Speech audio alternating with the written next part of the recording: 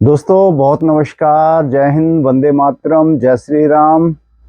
आपका बहुत स्वागत है आपके अपने यूट्यूब चैनल दिव्य राजन चैनल पर। दोस्तों शुरुआत तो हम करेंगे पहले एक लाइटर नोट से। लाइटर नोट कैसी? लालू जी ने वापसी की। वापसी से मेरा मतलब है जैसे उन्होंने खुद को फिट बताया, घोषित किया कि अब मैं फिट हूं और नरेंद्र मोदी जी और भाजपा को फिट कर दूंगा। तो अपनी उसी शैली से उन्होंने वापसी की।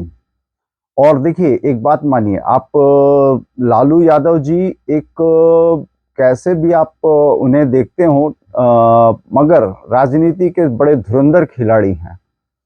जब तक वे थोड़ा सा, आप ऐसा कह लीजिए कि बहुत एक्टिव रहे हैं पॉलिटिक्स में, तब तक भाजपा को कहीं ना कहीं दिक्कत का सामना करना पड़ता था।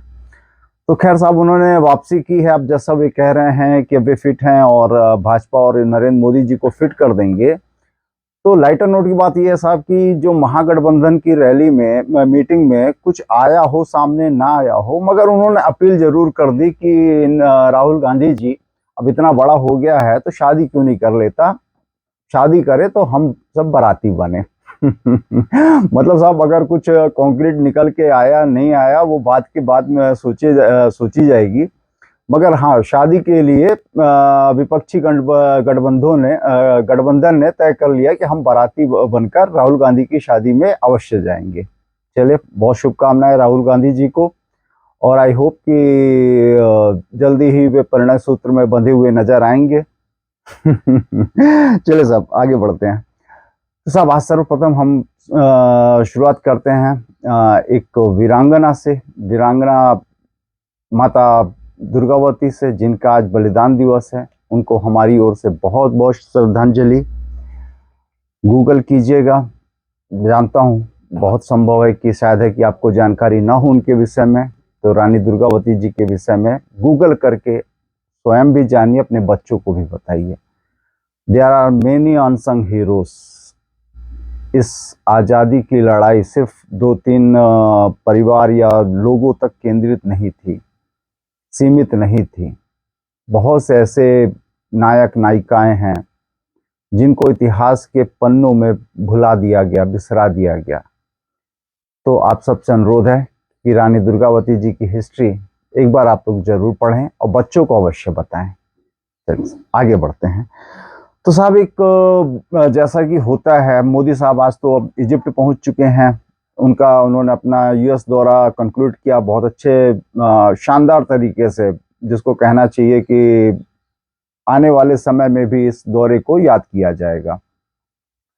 कुछ उपलब्धियां बहुत थी इसकी। अब अगर छोटी सी, अगर जो मन में याद आ रही है अगर फिलहाल, तो जो GE General Electric and Hindustan Aeronautics Limited के बीच में जो एक समझौता हुआ, वह अपने आप में बहुत मायने रखता है, क्योंकि एरोस्पेस में भारत के लिए एक बहुत मल्टी डायमेंशनल, आप कह लीजिए कि एक आयाम खुलता है, एक स्पेस मिलता है। तो ये भारत के लिए बहुत अच्छी खबर है। उसके अलावा जो India and US military ties है वो मजबूत होती है। मतलब यह दिखाता है कि भारत और अमेरिका आज कितना करीब आ रहे हैं, एक दूसरे के प्रति विश्वास बढ़ा है। अगर आप पिछले उसमें जाएंगे तो आप अमेरिका को कभी भारत के इतना करीब नहीं पाएंगे। और अगर crux of the this visit, अब अगर मैं कहूं तो शायद है कि हमसे ज्यादा, हम भारतीयों से ज्यादा अमेरिका को भारत से बहुत सी उम्मीदें थी, और भारत में ऑलमोस्ट पूरी भी की। बहुत उसमें अब डिटेल में उसमें जाने में फिर समय लंबा खिंच जाएगा, इसलिए मैं आप लोगों के साथ अमूमन चाहता हूं कि बातें पॉइंट टू पॉइंट हो जाए। चलिए साहब पॉइंट आगे बढ़ाते हैं।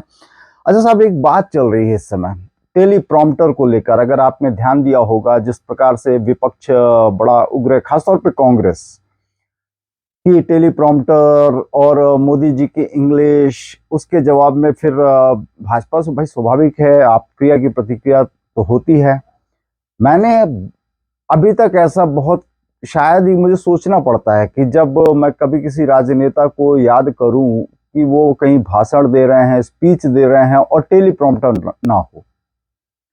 तो जब अगर हमारे आदरणीय प्रधानमंत्री जी टेलीप्रॉम्प्टर का यूज कर रहे हैं तो उसमें बुराई क्या है? मुझे इसमें कोई पॉइंट ही नहीं नजर आता है कि यह कौन सा विरोध का विषय हो सकता है।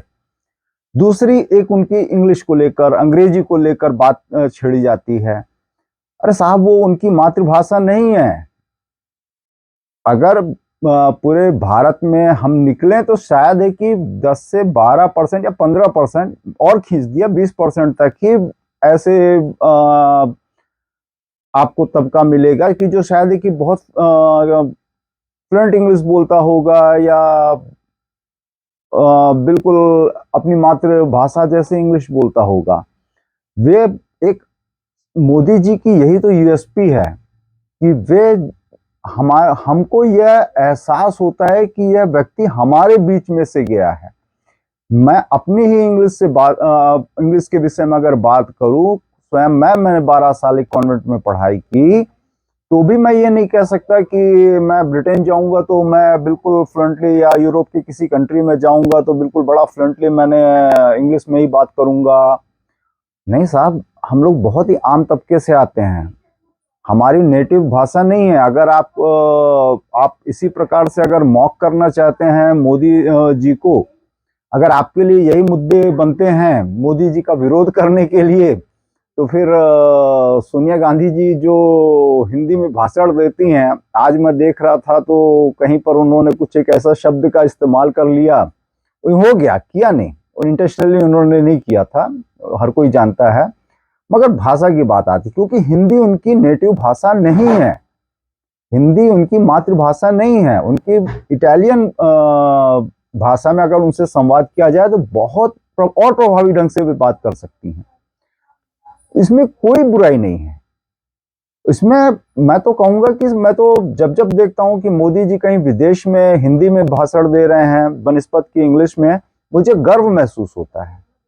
मुझे याद है वो समय भी जब हमारे आदरणीय उस समय के प्रधानमंत्री श्री अटल बिहारी वाजपेयी जी, वे कहीं भी जाते थे तो हिंदी में ही संवाद करते थे, और मुझे बहुत अच्छा लगता था। मुझे क्या मतलब, हमारे जैसे जो बहुत ही आम जन लोग हैं, हमेशा गर्व महसूस होता है।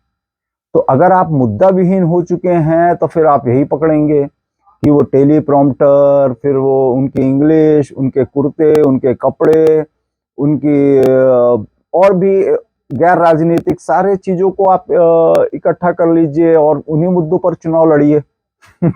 में भी अगर आपको ऐसा लगता है कि जो राष्ट्रीय स्तर के मुद्दे हैं या प्रादेशिक स्तर के मुद्दे हैं, आम जन से जुड़े हुए मुद्दे हैं, वे मोदी जी के टेलीप्रॉम्प्टर और उनकी भाषा और उनके कपड़े और ये सबसे ज्यादा उस वैल्यू नहीं रखते हैं, तो ठीक है साहब, आप इसी पे चुनाव लड़ लीजिए। फिर बोलेंगे आपकी ईवीएम हैक हो गई, जनतंत्र खत्म हो गया, और बहुत सारे जो आप लोग का रहता है। खैर, ये मेरा कोई आपको संदेश नहीं है, मगर एक बात है जो हम लोग आपस में आमजन चर्चा करते हैं।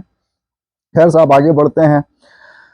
एक और बात चली मीडिया में कि चलिए भाई, और क्रक्स क्या था मीटिंग में, तो इसकी एक कंपैरिजन किया गया।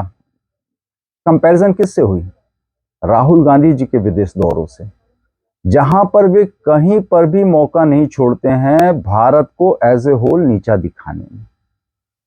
वे तो खैर भारत को एक राष्ट्र मानते ही नहीं हैं। फॉर हिम इट इज क्या बोला करते हैं वो, इट्स यूनियन ऑफ स्टेट्स। तो अब बात तो फिर क्या होता है ना साहब, कि हम आम आदमियों के लिए थोड़ा सा ये बातें हम किसी और दिशा में ले जाते हैं। चलिए, अच्छी बात है। अब एक दूसरी बात चल रही थी कि बराक ओबामा जी ने जो